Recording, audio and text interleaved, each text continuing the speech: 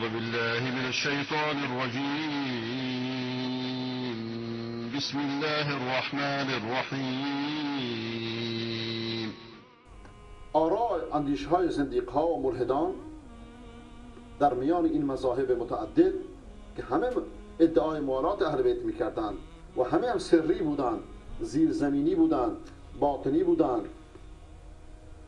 ظاهر شد. دروغ در میانشون رایج شد و اولین اختلافشون در تعیین و تشخیص امامی بود که واجب الطاعه باشه به زعمشون.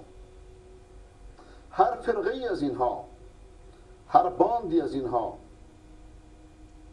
ادعا میکرد که خداوند نص بر امامت امامش کرده و این از بزرگترین علت اختلافشون بود.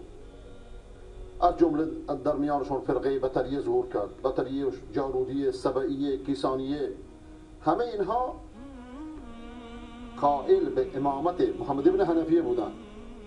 محمد ابن حنفیه فرزند علی به حسن حسین کاری ندارند. هنوز امامت گمه، مثل لحاف مولا میمونه که هر کسی به طرف خودش میکشه. اون نصرالدین.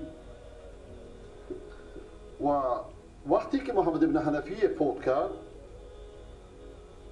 ادعا کردند که این مهدیه، محمد ابن حنفیه مهدی بوده و در آخر زمان ظهور میکنه.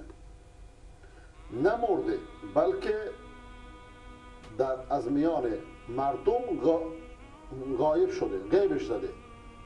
حداقل محمد ابن حنفیه رو کسی دیده بود اینو دیده بودن، اما این بچه قنداقی رو هیچ کسی ندیده.